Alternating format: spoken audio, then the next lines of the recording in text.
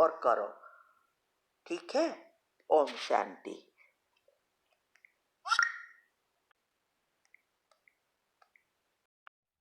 अगर आपको मेडिटेशन और हेल्थ की बातों को अच्छी रीति समझना है तो यूट्यूब चैनल है शिव शक्ति मेडिटेशन बीके कुसुम, फिर सब्सक्राइब करेंगे और जो लक्ष्मी नारायण का आइकॉन है उस पर टच करेंगे तो हमारी चैनल खुल जाएगी। वहाँ प्लेलिस्ट में आपको सब कुछ ग्रुप वाइज मिलेगा। साथ साथ लाइक शेयर और कमेंट भी कीजिए, इससे आपका दुआ का खाता बढ़ेगा, बुद्धि का ताला खुलेगा और आप जल्दी जल्दी आगे बढ़ सकोगे। ओम शांति। ओम शांति। आपका प्रश्न है, आदि और अनादि संस्कार अलग है या सेम है, ये समझना है। उत्तर है, आदि और अनादि दोनों अलग है। अनादि अर्थात हमारे आत्मा के 7 गुण जो है, ओरिजिनल संस्कार, परम धाम की अवस्था, तो वो हमारे अनादि संस्कार है। और आदि माना स्वर्ग के संस्कार। तो ये 7 गुण इमर्ज हो और ये जो सर्वगुण संपन्न, 16 कला संपूर्ण, संपूर्ण निर्विकारी, डबल अहिंसक, ये जो हमारा गायन है, हम मंदिरों में सब देवी देवताओं के पूजा करते हैं और भजन प्रार्थना और गायन पूजा अर्चना जो भी करते हैं वो यही उसके गुणगान गाते हैं ना। तो हमें ये सब बनना है, सर्वगुण संपन्न, 16 कला संपूर्ण, संपूर्ण निर्विकारी। ये जो भी गायन है उस गायन योग्य बनना है। ये है आदि संस्कार। आदि माना शुरुआत के, इस सृष्टि पर जब आए और ये सृष्टि की शुरुआत हुई उसको आदि कहते हैं। और अनादि परमधाम में सिर्फ आत्मा, उसको अनादि कहते हैं। तो दोनों में आप जमीन का अंतर है, वो मर्ज है। ये प्रैक्टिकल में हम उसका स्वरूप बनते हैं और हम सत्युग में उस अनुसार पद पाते हैं। ओम शांति। ओम शांति। आपका प्रश्न है, अपने अनादि आदि संस्कार स्मृति में रख, अचल अडोल भव। ये समझना है आज का स्लोगन। तो स्मृति में रखना अर्थात हमारे जो 7 गुण हैं उस गुण को हमें उसका नेचुरल स्वभाव बनाना।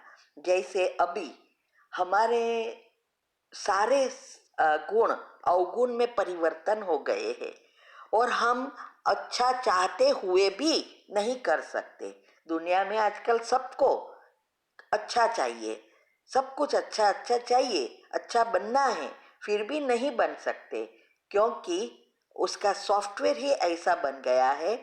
7 चक्रों में ये जो अवगुणों की एनर्जी इमर्ज है, इसीलिए वो नेचुरल बन गया है।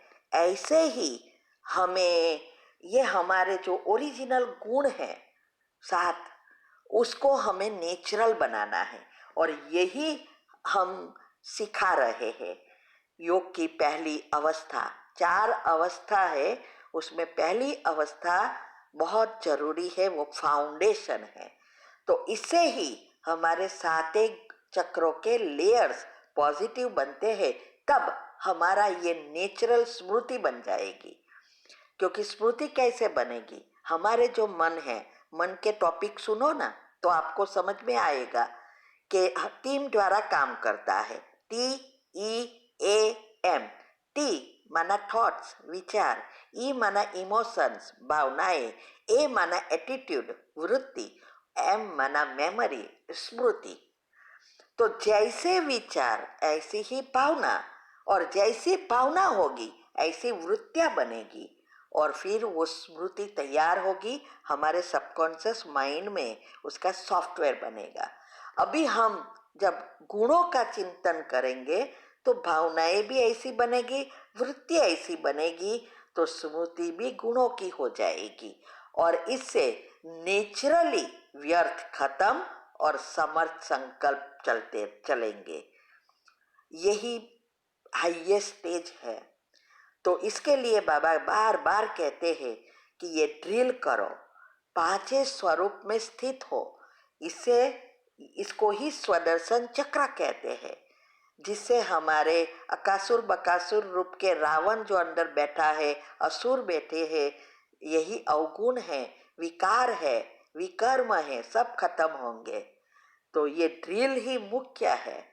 तो जितना हमारी स्मृतियां बदलेगी इतनी हमारी अवस्था अचल अडोल बन जाएगी। कोई भी परिस्थिति आएगी, क्योंकि ऐसा नहीं है कि आपके जीवन में परिस्थिति आएगी ही नहीं, और ही ज्यादा आएगी। जितना आप पुरुषार्थ करेंगे उतनी ज्यादा आएगी, क्योंकि हमारे पिछले कर्म भी बाहर आएंगे जो कड़े हैं, जो फल देने के लिए तैयार हो गया है। तो अनेक जन्म में क्या किया है किसी को पता नहीं है, तो वो बाहर आएगा। लेकिन अगर हमारी स्मृति बदल गई है, हम स्मृति स्वरूप बन गए हैं, गुण हमारे नेचुरल हो गए हैं, तो हम हनुमान जी की तरह अचल अडोल बन जाएंगे। फुल स्टॉप लग जाएगा और शुभ भावना शुभकामना ही रहेगी। अच्छे विचार चलाकर पाप कर्मों खत्म और पुण्य कर्म हम बनाएंगे और वही अंतमति सोगति कर सकेंगे। ठीक है। ओम शांति। आपका प्रश्न है, मैं शादी नहीं करना चाहती हूँ, अब मैं टीचर बनना चाहती हूँ, पर घर वाले मेरी मैरिज करवाना चाहते हैं, रिश्ता भी ठीक किया हुआ है, मैं सकाश किसको दूँ और ताकि रिश्ता टूट जाए, और सकाश में क्या करूँ? अमृत वेला रोज करती हूँ, पर सकाश ब्रेन में कंफ्यूज हूँ कि क्या बोलूँ। उत्तर है, मैंने आपको अच्छी रीति समझाया कि कैसे सकाश देनी है। आप हमारी जो वीडियो रखी है संस्कार परिवर्तन की, वो चेक करो और उस अनुसार आपके पेरेंट्स के साथ की कमेंट्री बनाओ। पहले तो आपको 5 मिनट की जो दिनचर्या ग्रुप में आती है, वो 5 मिनट की कमेंट्री करने के बाद आप अपने एक स्वमान जैसा बनाकर डाल सकते हैं कि मेरे पेरेंट्स अभी मान गए हैं और अभी शादी नहीं करवाएंगे, या अभी शादी तोड़ डाली है, ऐसा। और फिर पावरफुल अमृत वेले के बाद आपको माँ बाप के साथ, वो आत्माओं के साथ और सबके साथ का हिसाब किताब चुकतू करने, क्षमा की कमेंट्री करनी है।